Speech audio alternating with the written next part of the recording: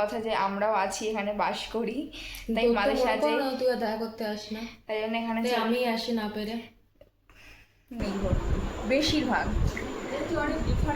কারণ আমি অনেক পরে জন্মেছি, এটাই হচ্ছে ব্যাপার। তুই কেন পরে জন্মেছিস সেটা বাবা মাকে প্রশ্ন করা উচিত।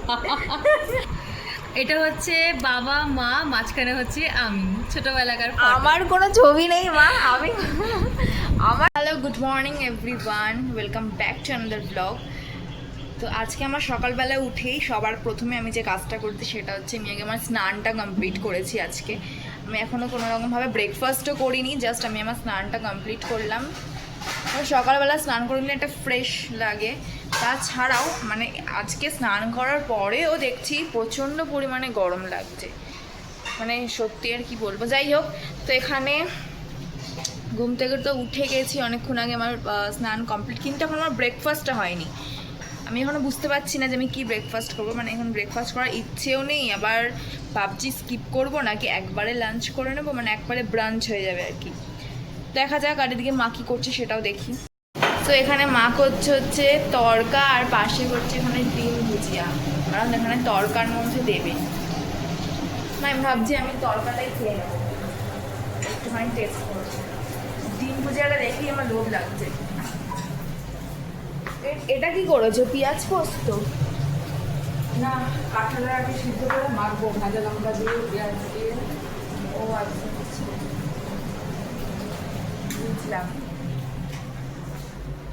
তো কারা কারা কাঁঠালের আটি সেদ্ধ খেতে ভালোবাসে, মানে আমাদের বাড়িতে যেরকম কাঁঠালের আটি, মানে কাঁঠালের যে দানাগুলো হয় না বড় বড়, সেগুলো আর কি সেদ্ধ করে মাখা হয়, খেতে কিন্তু ভালোই টেস্টি হয়, ট্রাই করে দেখতে পারো।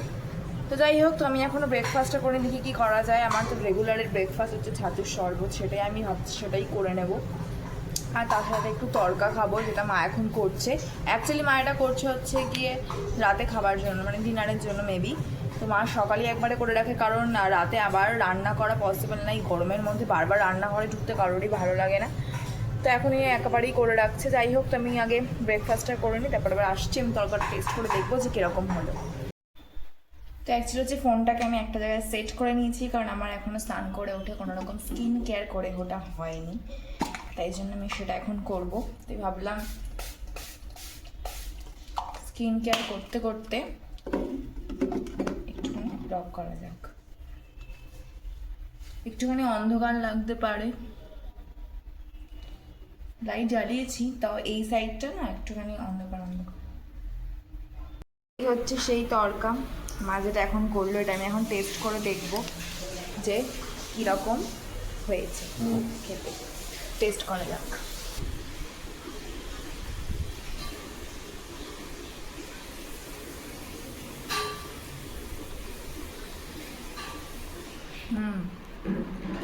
ভালো আছে।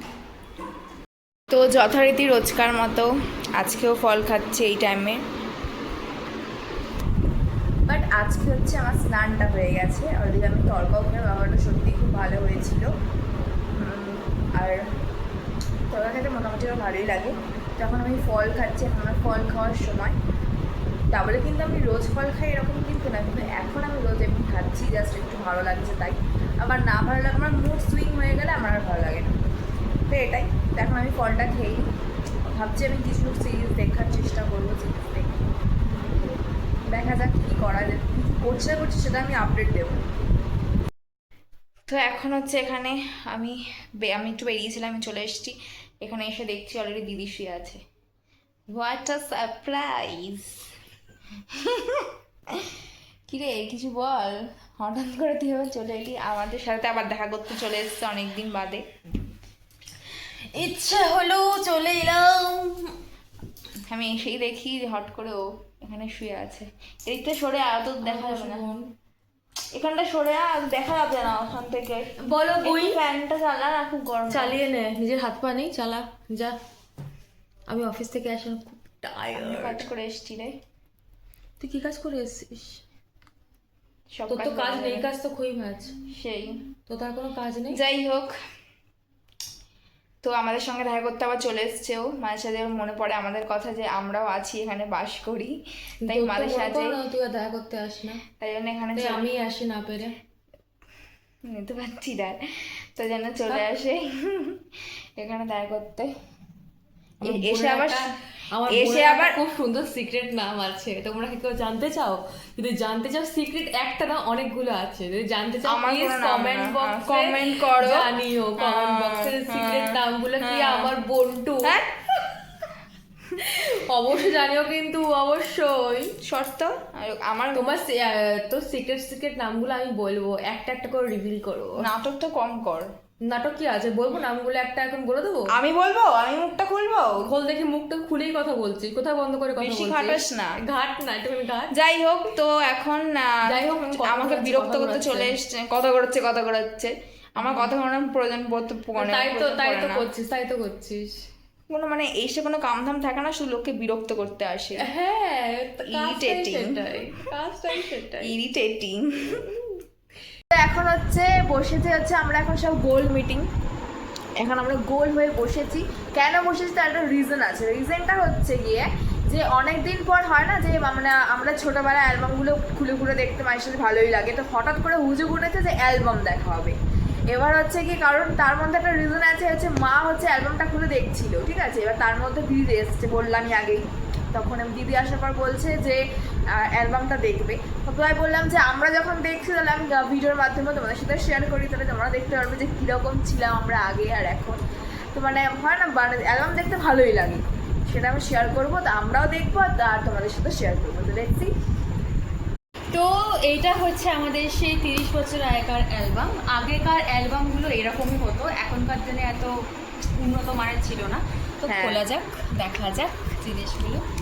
তো সবাইকে দেখো, অ্যালবামটা খুব খারাপ অবস্থা, যেহেতু খুব পুরনো। তো এটা হচ্ছে বাবা আর মায়ের ছবি, আমার বাবা আর মা। তারপরে চলে যাই,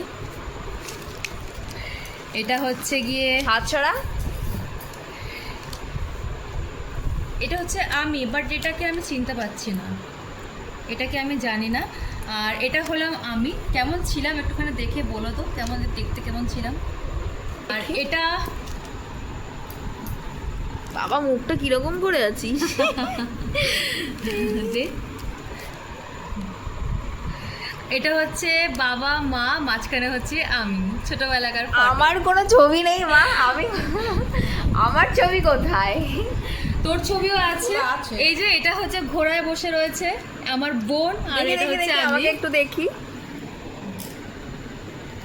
ফ্ল্যাশটা যেন দেখা যাচ্ছে না, ফ্ল্যাশটা যেন দেখা যাচ্ছে। মা আমাকে, আমার মুখ এরম করে টেনে টেনে দেখাচ্ছে।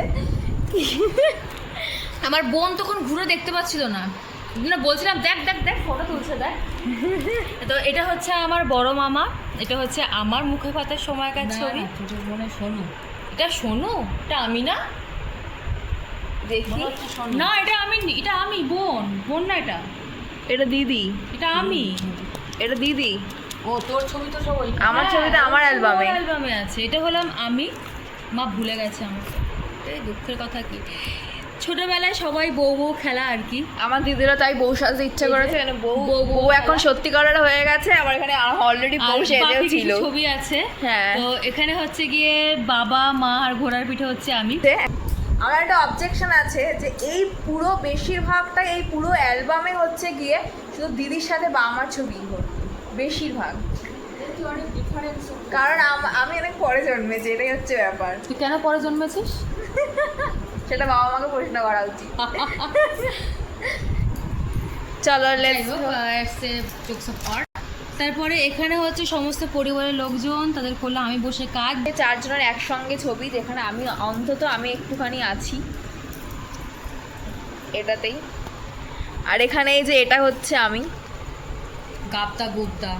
ইস এটা কি, এটা হচ্ছে আমি। আমার কিরকম লাগছে? একই রকম আছি কি মা আমি? হ্যাঁ, আমি একই রকম আছি। আয়নায় গিয়ে দেখ তো, আমি এই একই ছবিটাকে, রকম আছি। এই ছবিটাকে এরকম না, না, রাখ। এরকম ভাবে রাখা রাখছি। আমি কি একই রকম আছি? একদমই নেই, একদমই নেই। রাখ রাখ। এটা হচ্ছে আমার বাবা, সেই এই যে বাবা আর এই এখন, বাবা। আর এই হচ্ছে দেখ তখন। পুরো ওই যে আগেকার দিনে বচ্চন স্টাইলে গোপ আর চুল রাখছে। এখানে এই ছবিটা এক সেকেন্ড দেখো, আমার দিদির চোখে যা কালি পড়েছে, বাপরে বাপ। ওই জন্য এখন আর চোখের থেকে কালি যাচ্ছে না, কালি পড়েই রয়েছে চোখের থেকে কালি যাচ্ছে না, এখন ডাক্তার পড়েই রয়েছে। আর এটা হচ্ছে আমার দাদু, আর ঠাকুমা। মানে এই বাড়ির দাদু, আর এটা হচ্ছে আমার ঠাম্মা। মানে বাবা আর বাবা মা। হ্যাঁ মানে ঠাকুরদা আর ঠাম্মা। দেখি, আর এখানে হচ্ছে এটা আমার দিদা, আর এটা হচ্ছে আমার দাদু, মানে মা বাড়ির দিদা আর দাদু, এরা হচ্ছে। তো এই হচ্ছে আমাদের অ্যালবামটা কেমন লাগলো অবশ্যই জানিও। আর অনেকদিন পর না এগুলো দেখতে একটুখানি ভালোই লাগে, মানে পুরোনো জিনিসগুলো আবার স্মৃতিচারণ হয়ে যায়, নতুন করে দেখতে আমার বেশ ভালো লাগে।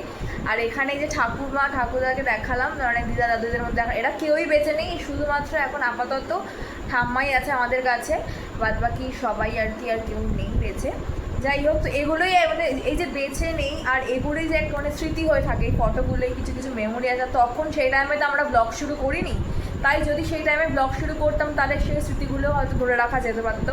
কিন্তু আমার এই বাড়ি দাদুও যখন বেঁচে ছিল সেই টাইমে আমি ব্লগ করতাম না, আর দাদু যখন মারা যান তখনও আমি খুবই ছোট বয়স, তখন ব্লগ কি বিষয়টাই আমার মাথায় আসেনি, মানে কি তখন এরকম ভাবে চালুই ছিল না, মানে এতটা ট্রেন্ডিং বিষয়টা ছিল না, সোশ্যাল মিডিয়া ঠিক আছে? আর এরকম social ছিলই media না। কি আমরা বুঝতামই না।